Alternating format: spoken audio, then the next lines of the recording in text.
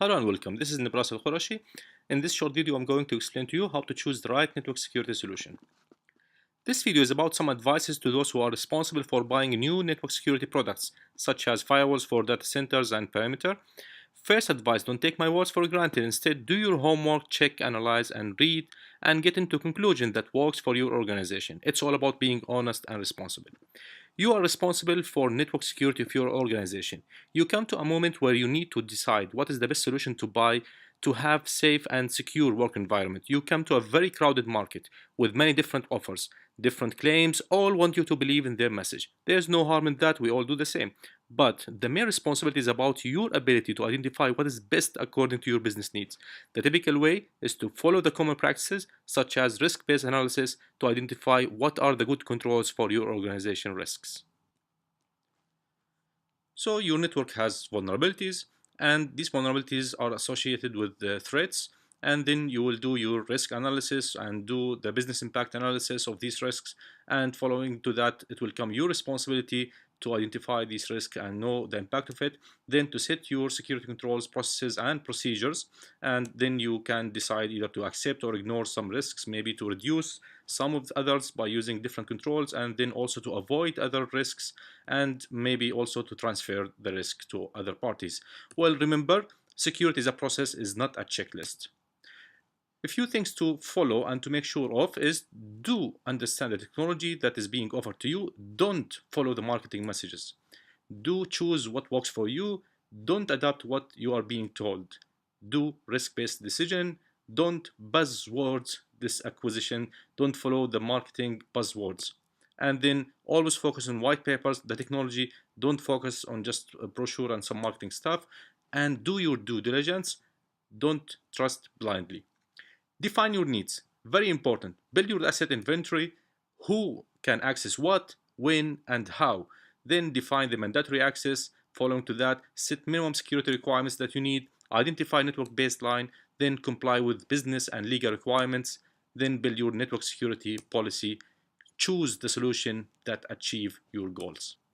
How to choose the DPI, the deep packet inspection, the IPS. Deep packet inspection and not firewall. Don't focus on firewall. Firewall is an old technology. Check only on the IPS and on the deep packet inspection, DPI. Does it check for compliance of protocol, architecture, and fields value? It's very important to do so. Does it have the learning capabilities to identify malicious behavior? Does it provide user conformity to adapt to custom scenarios? Is it only about pattern signatures? Not good approach, of course. Does it check the whole connection or only first bytes? Does it check bidirectional connections or only one direction? Question the architecture. Acceleration, is it done to firewall or to IPS? Does it inspect APIs? And finally, does it detect vulnerabilities? Consider performance. Remember, firewall checks only the header. It's about a very small amount of data. But the IPS, the deep packet inspection, it checks for the full payload with the header. So it has much more data to analyze.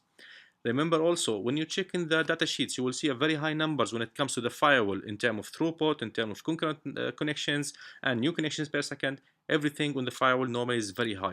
When it checks for the IPS, you will see these numbers are dropped, and sometimes the drop is too high.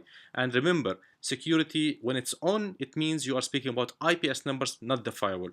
So you will see normally different vendors and each one of them showing different numbers. You will see normally the throughput for IPS is much lower than the firewall. Some products, they can give you a very good percentage in between the IPS to the firewall, but also this is also affecting the concurrent connections of the IPS. So always ask for the concurrent connections of the IPS. Unfortunately, these numbers most of the time are hidden for the IPS. So you will find many features. The core feature normally, as we said, is the IPS, the DPI. Then you will find some information about the performance, about the firewall, the user visibility, something about the vulnerability scan, the VPN, and also the application control, virtual domains, other and many other features are there.